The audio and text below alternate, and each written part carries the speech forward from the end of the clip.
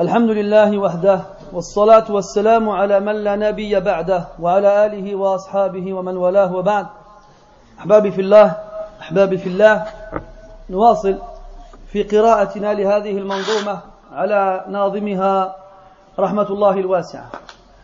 Donc on continue dans la lecture de ce poème, qu'Allah fasse miséricorde à celui qui l'a écrit, dans lequel nous ne cessons de cueillir ces perles qui furent parsemées à notre intention. On a fait référence à la différence qui existait entre la fortune, l'argent et la science. Et on s'est arrêté sur le verset du Coran qui dit au prophète alayhi salatu wassalam wa qur rabbi zidni ilma. Et Allah tabaraka wa ta'ala a ordonné au prophète sallallahu alayhi wa sallam de demander plus de science et ne lui a jamais ordonné de demander plus d'autre chose.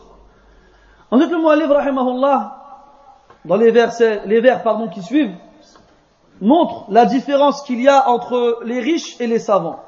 Parce que on pourrait se dire, c'est bien beau ce que tu dis, d'accord, la science c'est mieux que la fortune, mais quand moi je vois les riches ici-bas, ils ont l'air bien. Ils ont des belles maisons, ils ont des belles épouses, ils ont des belles voitures, ils sont à l'abri du besoin, ils ne demandent rien à personne. On a raison de les envier. Alors, le mu'allif rahimahullah, avant que tu ne puisses te poser ce genre de questions dans ta tête, t'y répond.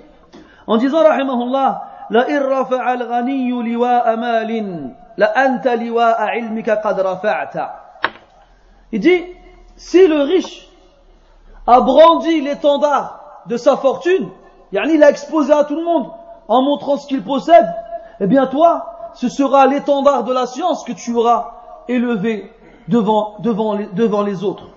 C'est-à-dire que la science, lorsque tu la mets en évidence en la donnant, t'élève plus chez les gens que le riche en montrant ce qu'il possède comme parure et comme bien et autre chose de ce genre-là.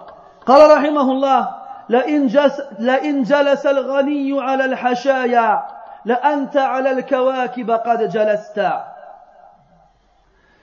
Il dit, si le riche s'est assis sur les plus luxueux des meubles, des assises possibles, que ce soit des divans, que ce soit des trônes, que ce soit des matelas rembourrés les plus confortables possibles, si le riche s'est assis sur ce genre d'assises, eh bien toi, c'est au-dessus des étoiles que tu t'es assis.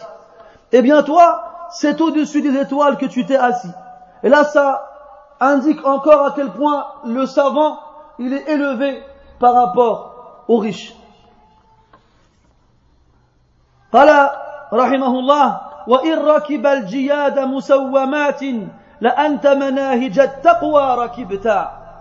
Toujours dans la comparaison entre le riche et le savant, il dit, si jamais tu vois le riche monter les plus belles des montures, les plus chères des montures, celles qui sont les plus renommées. Musawwamat, c'est comme les marques dans les moyens de locomotion. Il y a des voitures de la masse et il y a les voitures des riches. Il y a les Peugeot, Renault et Citroën et il y a les Lamborghini, les Ferrari et les Porsche. Musawwamat. قال تعالى زين للناس حب الشهوات من النساء والبنين والقناطير المقنطرة من الذهب والفضة والخيل المسومة. الخيل المسومة يعني les purs sangs de race, les plus renommés, les plus redoutés, ceux qui sont le plus connus. Les Arabes avant, leurs chevaux leur donnaient des noms. Comme aujourd'hui les gens donnent des noms à leurs chevaux. Et les chevaux qui étaient réputés pour être rapides, avoir une course droite, une tenue de route on va dire correcte, alors les gens se battaient pour les acheter. Il y avait un arabe avant l'islam qui s'appelle Al-Harith ibn Ubad. Al-Harith ibn Ubad. Cet homme-là, c'était un homme qui faisait partie de l'Amaliqatu Sab'a. L'Amaliqatu Sab'a, chez les Arabes avant l'islam, il y avait des surhommes, des hommes qu'on appelait les 7 géants, car ils étaient des colosses, des gens très forts. Parmi eux, Al-Harith ibn Ubad. Al-Harith ibn Ubad, il a joué un rôle important dans ce qu'on appelle Harb al-Bassous, une des guerres qui a été très longue chez les Arabes avant l'islam. Et ليس درسنا هذا موضع بسط القصة على كل حال. Il avait un cheval qui s'appelait النعامة. النعامة. Et tous les Arabes ils connaissaient le cheval de Al-Harith ibn Ubad. Et tous les Arabes proposaient à Al-Harith des sommes immenses pour acheter son cheval. Et il a toujours refusé de le vendre. Ce qui faisait que faire accroître et augmenter la valeur de cette monture. Il dit rahimahullah la irrakiba al-ghaniyu la irrakiba wa irrakiba al-jiyad musawwamat al-jiyad, ce sont les meilleurs des chevaux, les purs sang. Allah dans le Coran il fait référence dans Surat Sad avec Sulaiman. وورث لداود سليمان نعم العبد إنه أواب إذ عرض عليه بالعشي الصافنات الجياد.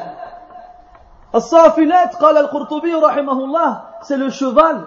T'as vu les concours hippiques, les concours équestres où on voit des chevaux s'adonner à des sortes de chorégraphies. Quand il marche, il tend la jambe, enfin la patte gauche et il plie la jambe droite. Il marche comme ça en enchaînant les deux. C'est ça الصافنات ou le jiyad.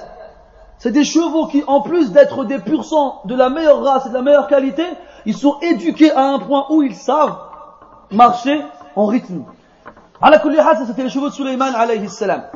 Et ici, il dit rahimahullah, wa irrakiba al-jiyad musawwamatin, si il monte les meilleurs des montures, la anta manahij at-taqwa rakibta. Toi, toutes les voies qui amènent à la piété, t'as un pied dessus. Comment? Par la science. Car plus tu as de la science, et plus tu connais les voies qui ramènent à la piété, plus tu sais comment atteindre l'objectif principal de tout étudiant, c'est-à-dire, comme on l'a dit tout à l'heure, at-taqwa.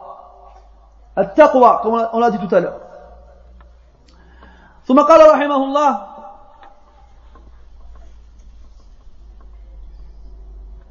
Avant de passer au vers d'après, il y a une précision importante à faire. Ça ne veut pas dire que maintenant, demain, toi, tu vois un savant, il a les plus belles des montures. Et chez lui, les plus luxueux des meubles. Que ce n'est pas un bon savant ou bien qu'il n'a pas la science. L'un n'implique pas l'autre. Là, on est dans un contexte où on fait la comparaison entre le riche et le savant. Mais ça ne veut pas dire que le savant n'a pas le droit de jouir des biens de ce bas monde. On connaît tous l'histoire de Ibn Hajar rahimahullah, qui après avoir connu une période en prison où il cassait des pierres, est devenu le juge des juges d'Égypte et a goûté à la fortune. An-Nasa'i rahimahullah, sahib al-Sunan, était un homme riche. Il mangeait un coq tous les jours. Et les exemples de savants riches sont nombreux. Donc l'un n'empêche pas l'autre. Mais là on parle de celui qui préfère l'argent à la science, à ne pas faire de confusion. قال رحمه الله ومهما افتض أبكار الغواني ومهما افتض أبكار الغواني فكم بكر من الحكم افتضضت. Alors ce bête est un peu difficile à traduire. نسأل الله التوفيق. Les frères ils rigolent. Venez me donner un coup de main, venez. Il dit rahimahullah, et là il parle des riches, des gens qui sont riches. Ils attirent qui en premier? Ça vous dit rien? Les femmes. Des fois tu vois des riches, laids, vieux, même des fois handicapés. Quand tu vois la femme qui l'accompagne, tu te dis Hachib. Et on sait très bien pourquoi elle l'accompagne. Pas pour ses beaux yeux, ni pour sa force, ni pour sa beauté, là, pour son argent. Et donc là on pourrait se dire, ouais mais le riche quand même il attire les belles femmes. Et là il dit, وَمَهْمَا افْتَضَّ أَبْكَارَ الْغَوَانِ. Quelles que soient les belles femmes qu'il peut dépuceler, toi, ce sera des sens vierges que tu dépucelleras. Qu'est-ce que ça veut dire? Donc dépuceler une femme, c'est lui enlever sa virginité. Et le riche, donc il a accès aux plus belles femmes, de par sa richesse. Quelle qu'elle soit, il a l'exclusivité de s'offrir leur virginité. Donc le riche, il s'offre la virginité des femmes les plus belles avec sa richesse. Alors que le savant, lui, il s'offre la virginité des sens avec sa science. Qu'est-ce que ça veut dire la virginité des sens, pardon? Combien de fois il arrive que dans le Coran, le alim qui médite le sens du Coran profondément arrive à des sens que jamais personne avant lui n'avait évoqué dans ses ouvrages. Al-Shinqiti rahimahullah, sahibu adwa il-bayan, il le dit. Il a dit, en expliquant un verset dans son tafsir, qu'il a retourné tous les livres de tafsir. Il a trouvé personne qui avait expliqué ce verset comme ça. Et il a dit, وَهَذَا مِنْ فَضْلِ اللَّهِ عَلَيْنَا حَيْثُ لَمْ يُغْلِقْ أَبْوَابَ الْاجْتِهَادِ فِي وُجُوهِ الْآخِرِينَ. Ça fait partie de la grâce d'Allah sur nous, car il n'a pas fermé la porte de l'ijtihad au visage des derniers. Même si tu es un savant dans les derniers siècles, eh bien Allah Ta'ala peut t'accorder la réussite afin de découvrir des sens vierges qui n'ont jamais été dépucelés par quiconque avant toi à travers la science. وَمَهْمَا افْتَضَّ أَبْكَارَ الْغَوَانِ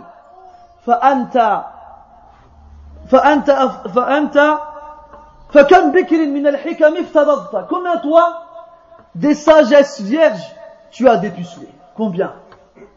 Lisez les paroles d'Ibn al-Jawzi rahimahullah dans Kitabuhu al-Tabsira, ou encore ceux d'Ibn al-Qayyim rahimahullah dans ses tafasir al-Adida, ou bien encore celle d'Ibn Taymiyyah rahimahullah, ou bien celle d'Al-Qurtubi, ou bien encore d'Ibn Kathir, et les noms sont nombreux. Quand ils t'expliquent le Coran, tu voyages. Tu te déplaces d'une planète à une autre. Tu changes de système solaire et de galaxie, tu ne fais que t'élever. Pendant que ceux qui le lisent pour le lire restent en bas. Donc même si les riches, eux, donnent envie quand on voit les femmes qui sont autour de lui, eh bien toi, ce sont les sagesses les plus pures que tu arriveras à dépuceler avec la science qu'Allah Ta'ala te donnera. قال رحمه الله وليس يضرك الإقتار شيئا إذا ما أنت ربك قد عرفت. Il dit rahimahullah al-iqtar bima'na al-faqr. Il dit et sache que la pauvreté ne te nuira en rien. Sache que la pauvreté ne te nuira en rien lorsque tu auras connu ton Seigneur. Quand bil ilm tu étudies asma'ullah ta'ala wa sifatuh, tu étudies les noms d'Allah Ta'ala et ses attributs, tu te rends compte à ton échelle à quel point Allah Tabaraka wa Ta'ala il est parfait. Et tu comprends l'étendue du verset où Allah Ta'ala dit Laïsa kamithlihi shay. Rien n'est comme lui. Et quand tu atteins ce degré de connaissance, Wallahi, tu seras le plus heureux de la création, même si tu n'as pas un croûteau de pain à te mettre sous la dent. قال الحسن رحمه الله لو يعلم الملوك وأبناء الملوك ما نحن فيه من النعيم لجادلونا عليه بالسيوف. Il disait, si les rois et les fils des rois savaient à quel point nous sommes dans un délice, alors ils nous auraient combattus avec leurs épées pour nous le prendre. Wallahi, celui qui atteint ce degré dans l'asma wa sifat et qui voit à quel point Allah subhanahu wa ta'ala a'zamu al-'udama wa aqwa al-aqwiya wa arhamu al-rahimin wa ajwadu al-ajwadin wa ahkamu al-hakimin. Wallahi, tout ce bas monde, il n'a plus aucun intérêt pour lui. Et rester dans cet état d'admiration et de contemplation constante en méditant les noms d'Allah Ta'ala et ses attributs, Wallah, te fait oublier la pauvreté. وَلَيْسَ يَضُرُّكَ الْإِقْتَارُ شَيْئًا إذا ما أنت ربك قد عرفت. قال رحمه الله: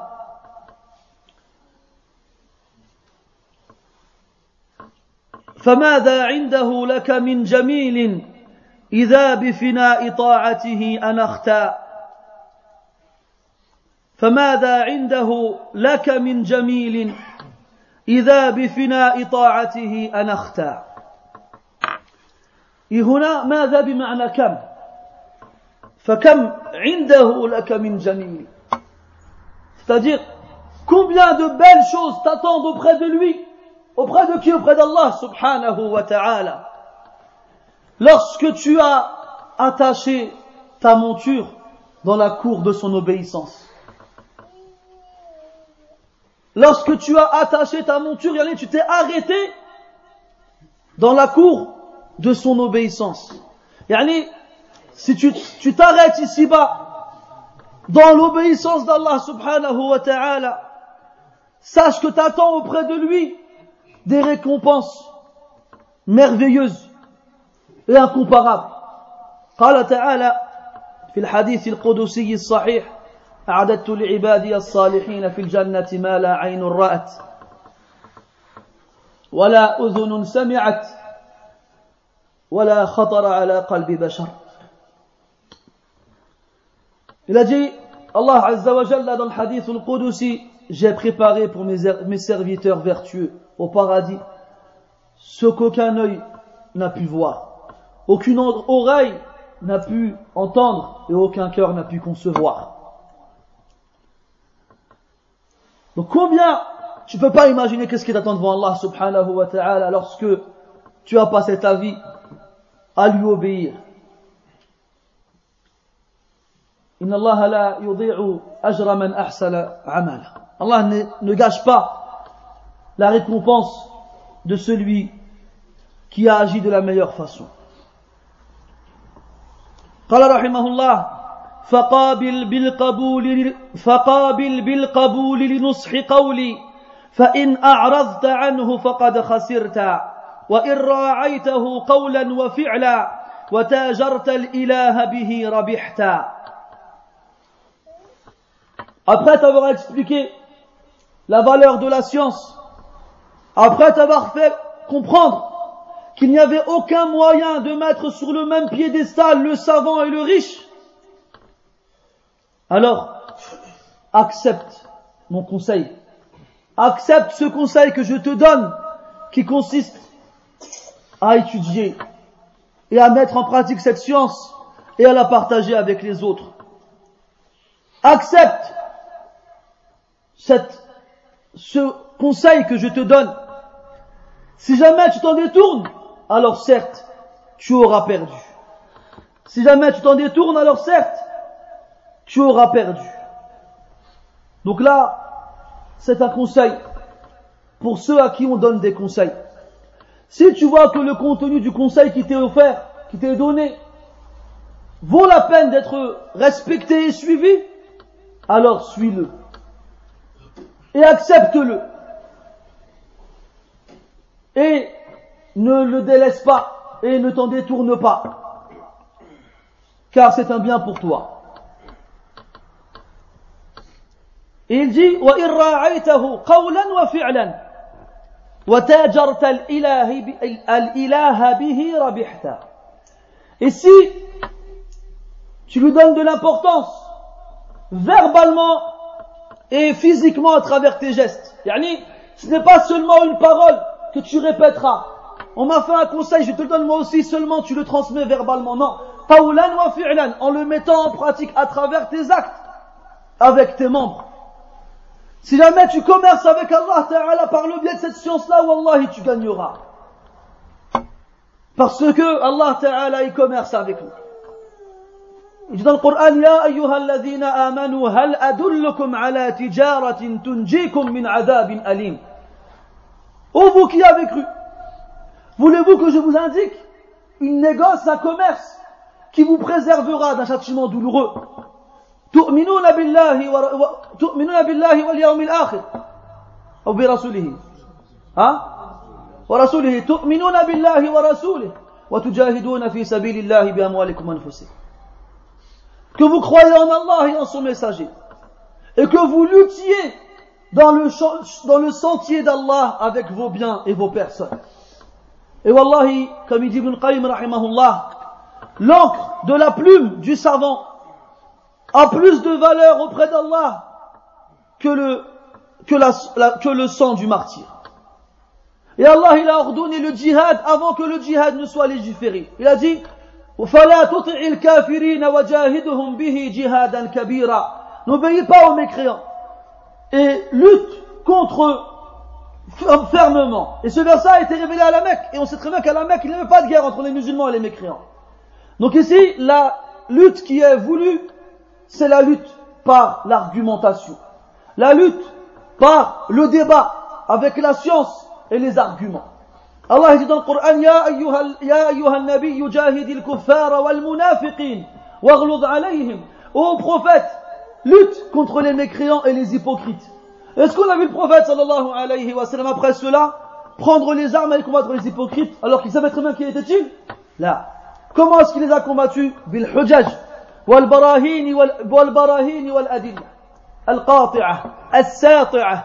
Comment est-ce qu'il les a combattus? Avec les preuves, avec les arguments clairs et irréfutables.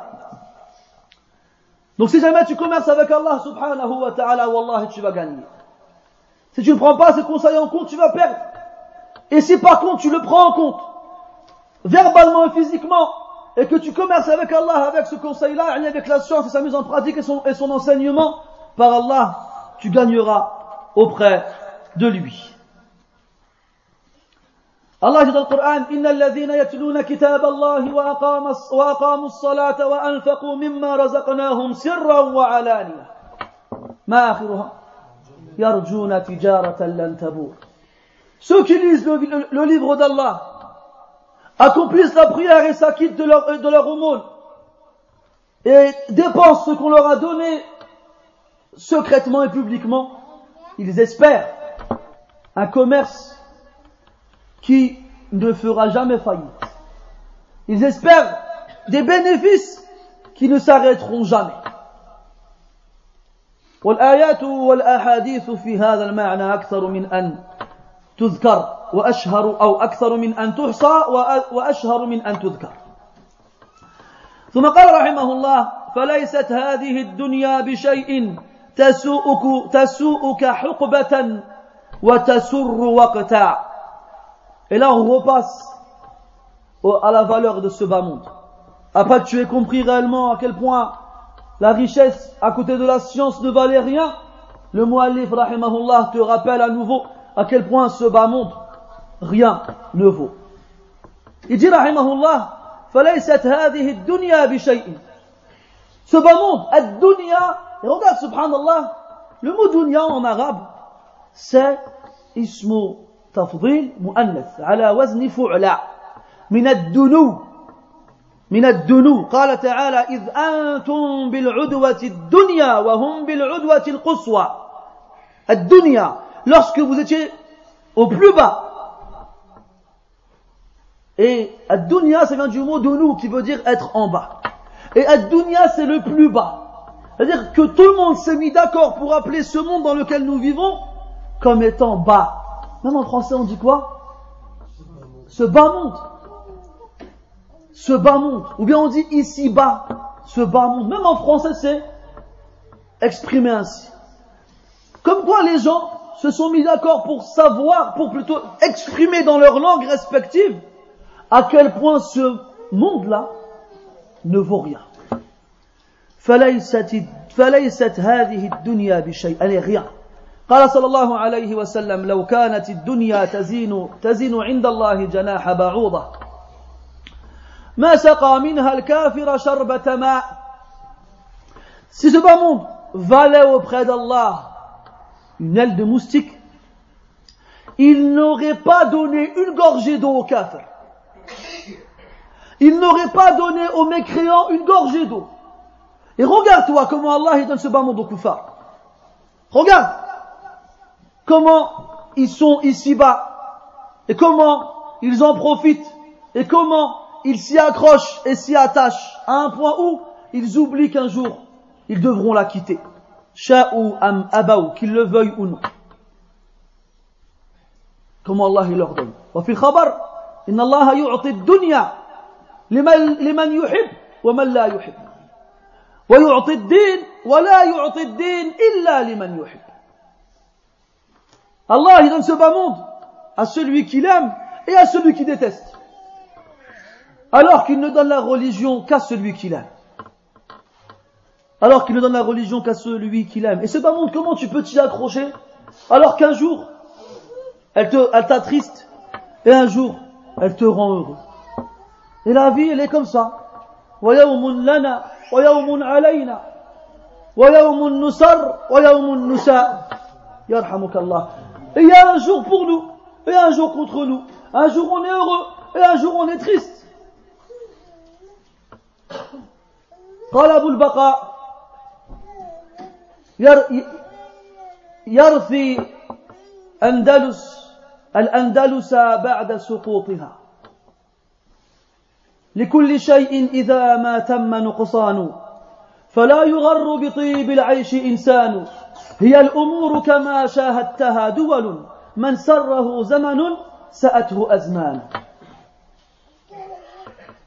Il dit, rahimahullah, cet homme-là, ce poète, après que l'Andalousie ne tombe des mains des musulmans et ne soit récupérée par les mécréants, il a fait ses condoléances à travers une élégie funéraire, un poème, à l'Andalousie. Et c'est une longue qasida qui est très belle, par laquelle il commence en disant لِكُلِّ شَيْءٍ إِذَا مَا تَمَّ نُقْصَانٌ. Toute chose, lorsqu'elle atteint son summum, est vouée à diminuer. Toute chose, lorsqu'elle atteint son summum, est vouée à diminuer. Allah dans le Coran, il dit, en parlant de l'être humain, لَتَرْكَبُنَّ طَبَقًا عَنْ طَبَقٍ. Vous passerez des étapes après d'autres. Et l'être humain, de sa naissance jusqu'à ses 40 ans, il ne cesse de croître. Et Allah, lorsqu'il arrive à ses 40 ans, qu'est-ce qu'il dit? Lorsqu'il atteint son sommet. Et l'autre verset, complet, à 40 ans. Quand tu arrives à 40 ans, tu arrives au sommet. Et après quoi? Tu redescends. Lorsque le soleil il monte jusqu'au zénith, qu'est-ce qui se passe? Il redescend pour se coucher. Toute chose, lorsqu'elle atteint son paroxysme, elle est vouée à descendre, elle est vouée à diminuer. Qu'aucun être humain ne soit trompé par la vie paisible d'ici-bas, en apparence. Ne sois pas trompé alors par la vie paisible et bonne ici-bas. Les choses sont comme ça. Leur tour vient l'un après l'autre.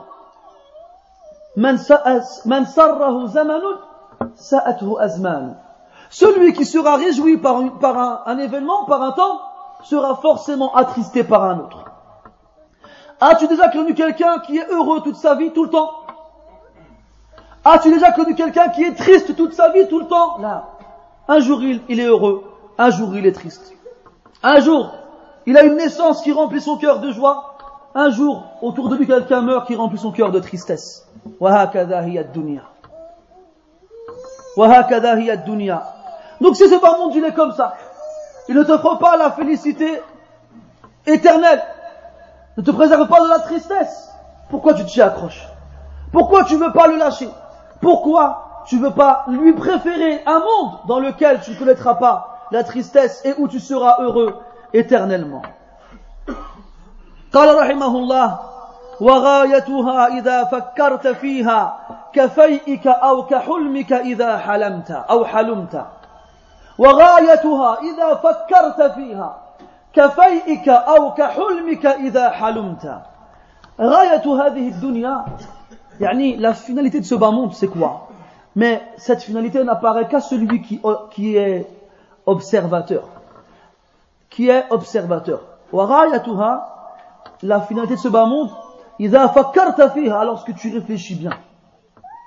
Lorsque tu réfléchis bien, elle est évidente finalité. Quelle est-elle? Que ce bas monde, كفيئك. الفيء هو الظل الذي زواله سريع. الفيء, c'est l'ombre qui disparaît vite. C'est une ombre qui part vite. Imagine-toi en train de marcher quelque part et où le soleil tape fort. Il fait très chaud. Tu vois un arbre qui t'offre son ombre. Tu vas afin de te rafraîchir sous celle-ci, mais cette ombre-là ne reste pas. Car l'objet qui offre cette ombre-là n'est pas assez épais pour que tu puisses profiter de cette ombre-là longtemps. Parce que le soleil continue et l'ombre elle le suit. Al-Fay, c'est l'ombre qui ne reste pas longtemps, qui part vite. Eh bien, ce bas monde est comme cette ombre-là. Si tu sais, toi, que en voyageant et que tu es éreinté et épuisé et fatigué par la chaleur du soleil, si tu sais que l'ombre de l'objet sous lequel tu vas te protéger de cette chaleur-là ne restera pas longtemps, alors toi aussi, tu ne resteras pas longtemps là-bas. Ça me rappelle la parole du prophète sallallahu alayhi wa sallam, ce conseil qu'il a donné à Abdullah ibn Umar radiyallahu anhuma lorsqu'il le prit par son épaule en lui disant Kun fi dunya kannaka gharibun aw abiru sabil. Sois ici-bas comme si tu étais un étranger ou de passage. Ne t'arrête pas ici pour rester. Arrête-toi pour un moment et repartir. قال النبي صلى الله عليه وسلم ما لي وللدنيا ما أنا إلا كراكب استظل تحت شجرة ثم تركها. Qu'ai-je à voir avec ce bas monde? Le prophète dit alayhi salatu wassalam, qu'ai-je à voir avec ce bas monde? Je ne suis que comme un cavalier qui a tiré profit de l'ombre d'un arbre un moment et qui l'a ensuite délaissé pour repartir.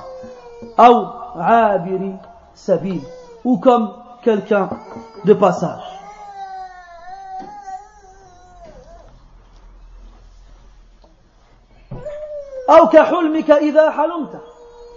Donc ce bas monde est comme une ombre qui disparaît vite, ou est comme un rêve lorsque tu rêves. Tu t'endors, tu t'assoupis et tu rêves. Et tu te vois dans une belle maison, avec des choses qui te font plaisir, et tu t'y plais dans ce rêve.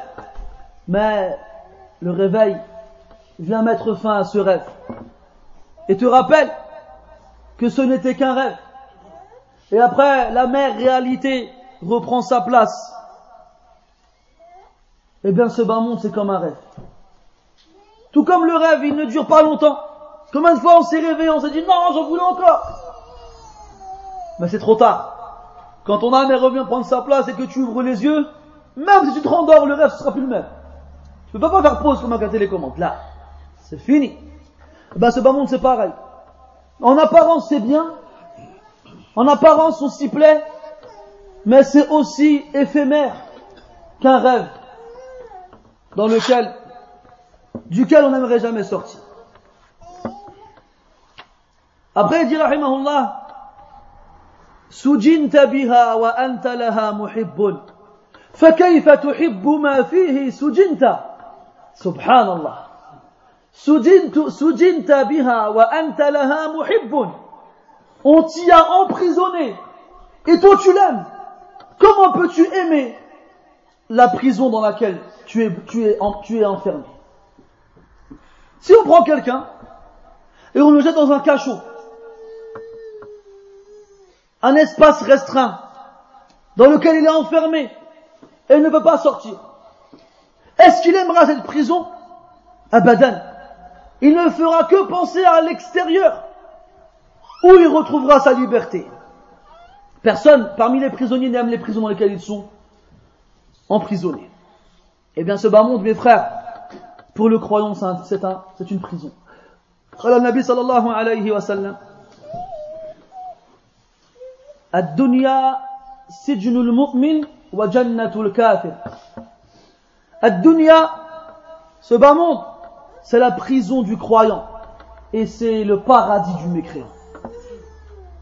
Et quand on parle de prison, ça ne veut pas dire que le musulman doit vivre toujours dans la pauvreté et la misère et l'humiliation et la khirihi. Non, ça veut dire que comparé aux délices du paradis, tous les délices de ce bas monde sont comparables à une cellule pour un prisonnier. Pourquoi? Parce qu'il ne peut pas en sortir. Ce n'est que quand on le libère qu'il recouvre sa liberté.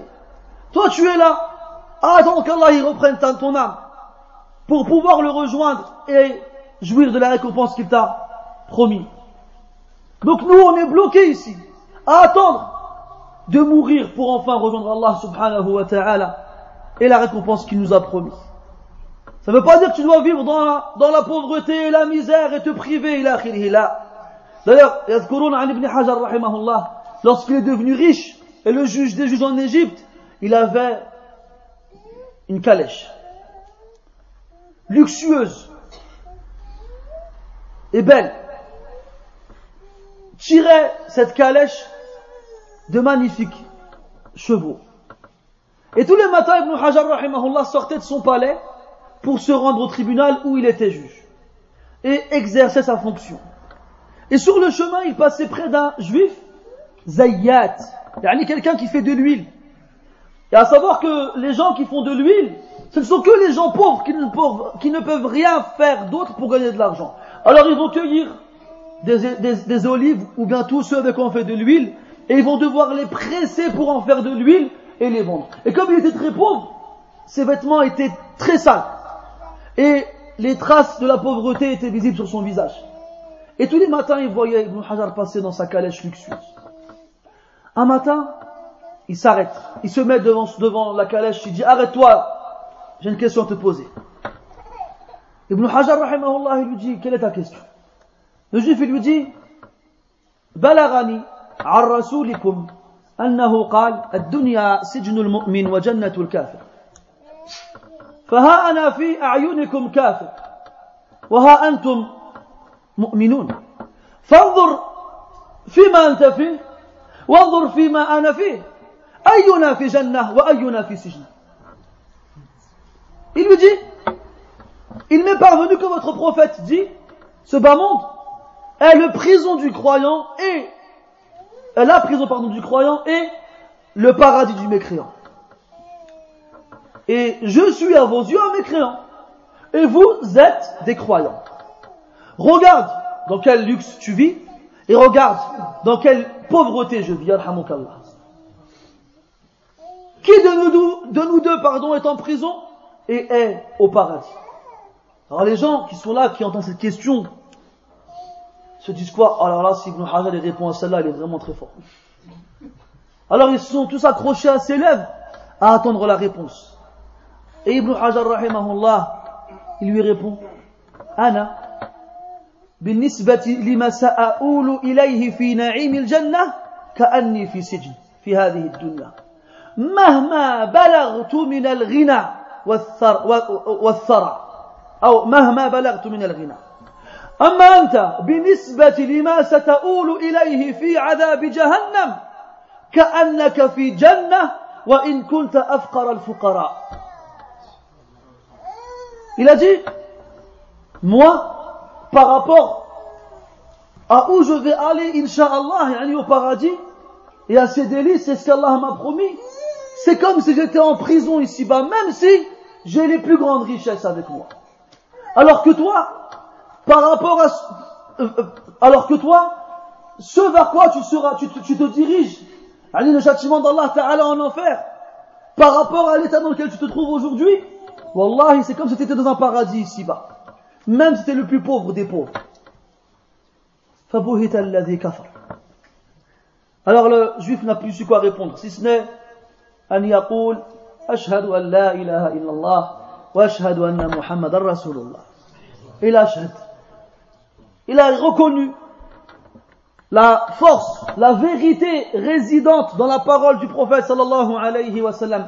Et il n'a pu que se soumettre à elle en proclamant sa foi à travers l'attestation que tout musulman dit constamment.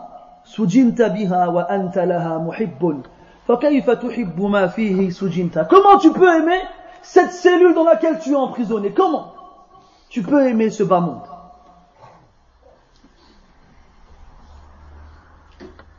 قال رحمه الله وتطعمك الطعام وعن قريب ستطعم منك ما فيها طعمت. Il dit, rahimahullah, en parlant de ce bas monde, qu'elle est traîtresse. Ce bas monde, il est traître. Pourquoi? La terre, elle nous donne à manger. Donc tu vois qu'on peut y cultiver toutes sortes de fruits et de légumes. Et elle nous nourrit. Alors nous on dit elle est gentille. Alors qu'en fait, elle ne fait que t'engraisser pour mieux te manger par la suite. Elle ne fait que t'engraisser pour se délecter de toi lorsque, à ton tour, tu iras dans son ventre. Quand est-ce? À la mort. Quand tu iras dans ta tombe. Là, c'est elle qui mangera. Elle te mangera toi. Elle ne laissera rien de toi. قال تعالى منها خلقناكم وفيها نعيدكم. D'elle nous vous avons créé et en elle et vous retournerez. Al-Hassan rahimahullah, il disait, c'est pas Al-Hassan. Al-Muhim, un homme pieux, il disait, il s'adressait à l'être humain comme s'il était la terre. Il disait, Ya ibn Adam, ta'kulu al-arda ala batni, ala dhahri, wa ghadan, sata'kuluka ad-dudu fi batni. Ô fils d'Adam, aujourd'hui, tu manges sur mon dos. Et demain, ce sont les vers qui te mangeront dans mon ventre. Donc ne te fais pas avoir par ce bas monde tout ce qu'il t'offre. Parce qu'en fait, c'est comme s'il te prêtait. Il ne te donne rien. Et il t'écrit la dette. Je lui ai donné, je lui ai donné, je lui ai donné, je lui ai donné. Et lorsque tu reviendras en elle, eh ben, tu devras la rembourser. Alors tu devras la rembourser. Donc, n'accepte pas ce qu'elle t'offre. Prends ce dont tu as besoin. خذ من هذه الدنيا ما أنت في حاجة إليه لتواصل سيرك إلى الله عز وجل والدار الآخرة. Prends de ce bas monde ce dont tu as besoin afin de continuer ton chemin vers Allah et la demeure dernière. Mais ne prends pas trop, car sache que tu devras bientôt lui rendre ce qu'elle t'a donné. قال رحمه الله وتعرى إن لبست بها ثيابا وتكسى إن ملابسها خلعت. Toujours on parle de ce bas monde. Il dit وتعرى إن لبست بها ثيابا. Et sache que tu seras dénudé, déshabillé si tu fais de ce bas monde ton vêtement.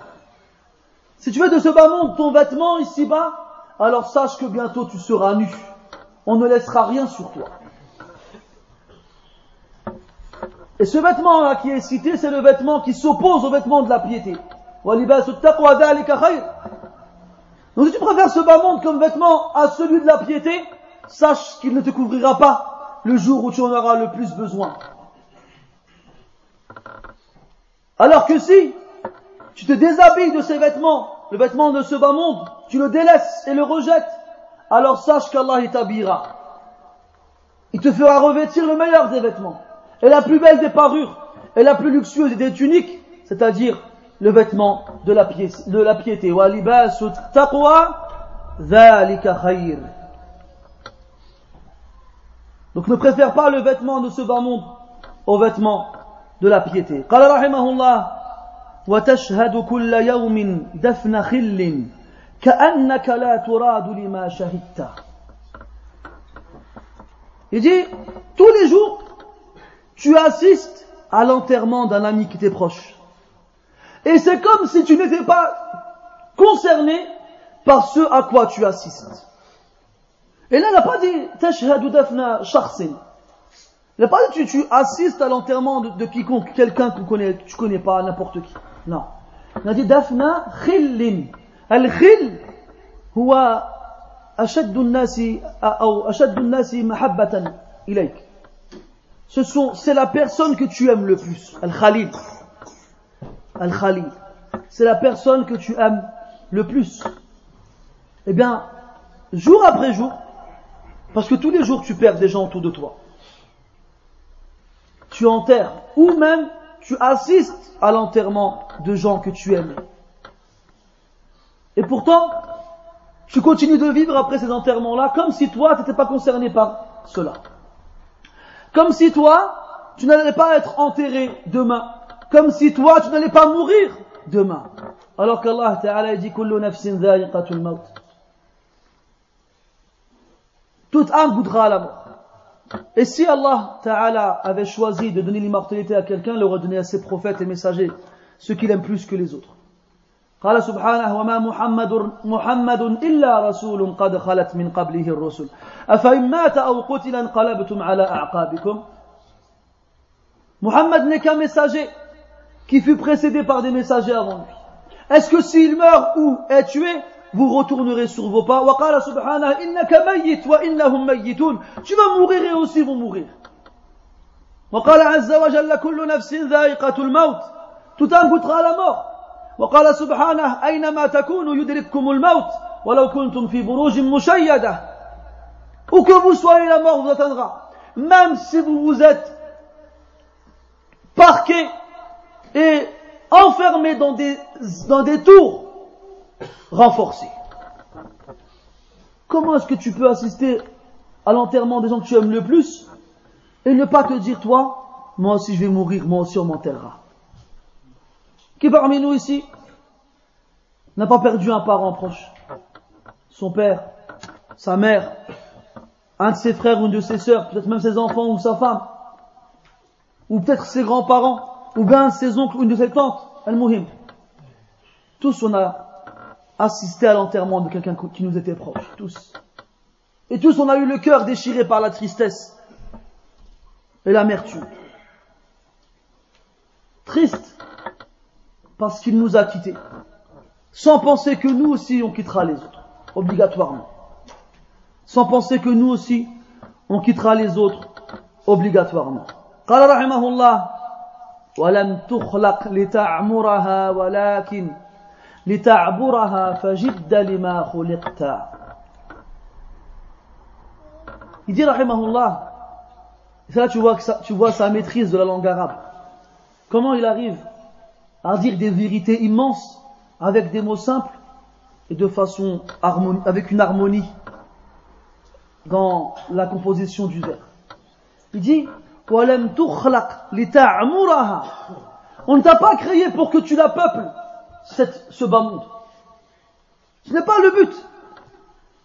وَلَكِنْ لِتَعْبُرَهَا. Mais pour que tu en fasses un pont, pour que tu en fasses un couloir, un endroit dans lequel tu es de passage. Abara, yani passer. Tu n'as pas été créé pour la peupler, cette terre. Tu as été créé pour y passer. Ad-dunya daru mamar wa laysat dar maqar. Ce bas monde est une demeure par laquelle on passe. Elle n'est pas une demeure dans laquelle on s'installe. Elle n'est pas une demeure dans laquelle on s'installe. Et on se rappelle du hadith d'Ibn Omar encore. Kun fi dunya ka'annaka gharibun aw 'abiru sabil. Sois ici-bas comme si tu étais un étranger ou de passage. Tu passes. Est-ce que vous voyez, vous, un voyageur en voyage qui habite, je sais pas, je vais dire n'importe quoi, en Angleterre et qui veut se rendre en Afrique du Sud? Il ne connaît personne entre ces deux points-là. Il voyage. Et entre les deux points, la destination et l'arrivée, plutôt le point de départ et la destination, il s'arrête à un endroit où les gens y passent, une rue. Et il pose sa tente, il plante sa tente, il allume un feu et puis s'arrête. Comment les gens vont penser? Qu'est-ce qu'ils vont penser de lui? Mais il est fou celui-là. Pourquoi il plante sa tente dans une rue, là où les gens y passent? Ce n'est pas un endroit où s'arrêter. Ce n'est pas un endroit où s'installer. Et les gens vont dire, ramasse tes affaires là, qu'est-ce que tu fais? C'est un passage ici. Combien de fois on est parti dans des avions, bien dans des trains, c'est marqué n'encombrez pas les couloirs, les passages. Parce que les gens ne s'arrêtent pas dans les passages, ils partent et ils reviennent, c'est tout. Eh bien ce bas monde c'est un couloir. c'est un passage qui a une entrée et qui a une sortie. Ce n'est pas un endroit où on s'installe. Ce n'est pas un endroit où on s'installe. Après il dit fajidda lima khuliqta. Alors sois sérieux dans ce pourquoi tu as été créé. Pourquoi on a été créé? Pour l'ibada, pour l'adoration. Qala subhanahu wa ma khalaqtul jinna wal insa illa liya'budun. Je n'ai créé les djinns et les êtres humains que pour qu'ils m'adorent. C'est ça pourquoi tu as été créé.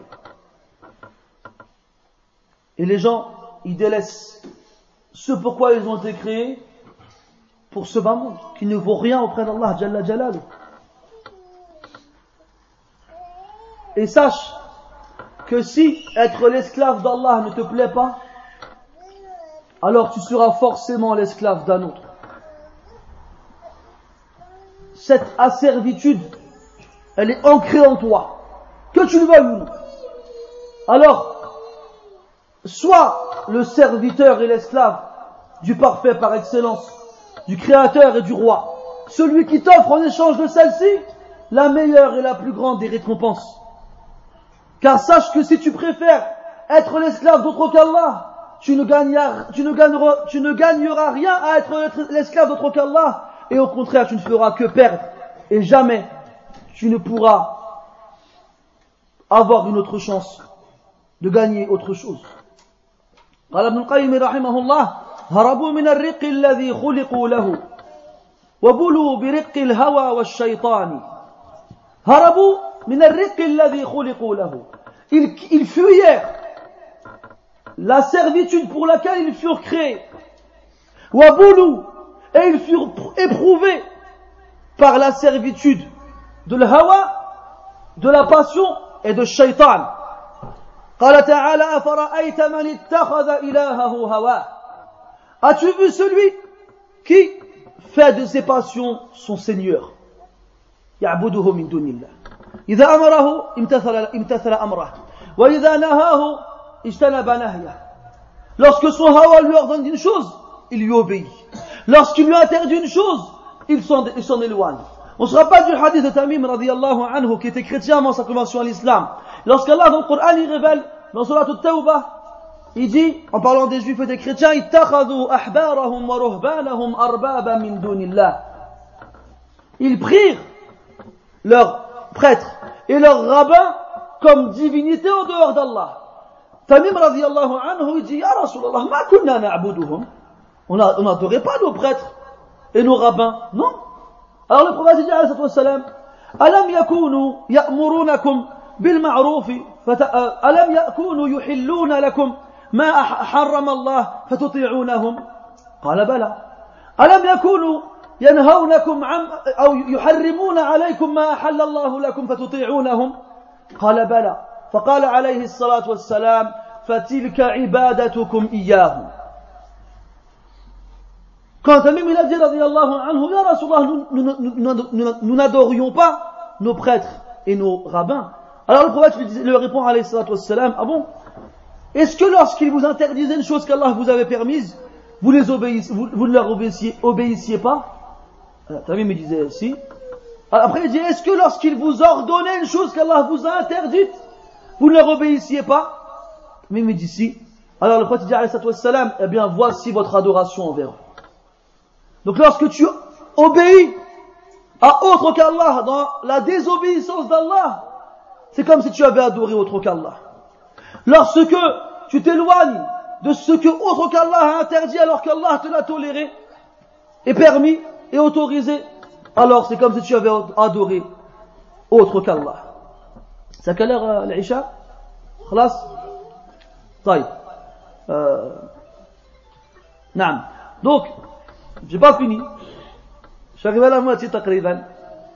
Là après l'Isha, il y a un Asha. وإذا حضر الطعام انقطع الكلام.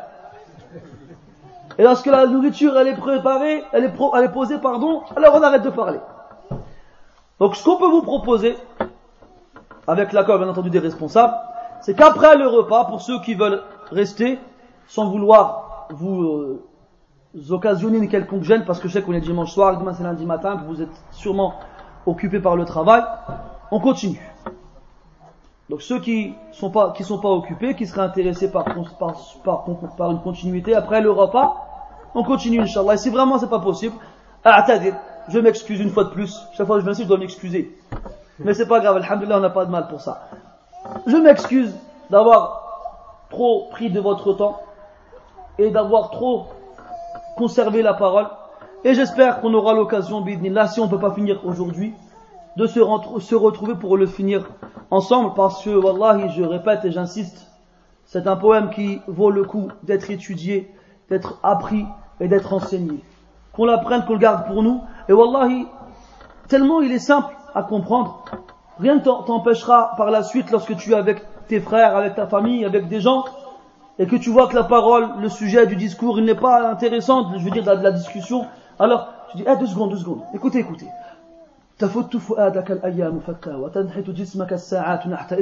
Et tu partages ces bonnes paroles avec les autres en leur expliquant brièvement le sens, et bi'idhnillah ta'ala tu auras contribué à ce que cette parole elle se répande parmi les gens, et peut-être que tu seras une cause pour que les gens y reviennent vers Allah subhanahu wa ta'ala. Nas'alullah tabaraka wa ta'ala min fadlihi wa alla yahrimana al-ajra wa thawab. Subhanaka Allahumma wa bihamdika ashhadu an la ilaha illa anta nastaghfiruka wa natubu ilayk. Wa sallallahu wa sallama wa baraka ala Muhammadin wa ala alihi wa ashabihi ajma'in. Wa barakallahu fikum walhamdulillahi rabbil alamin.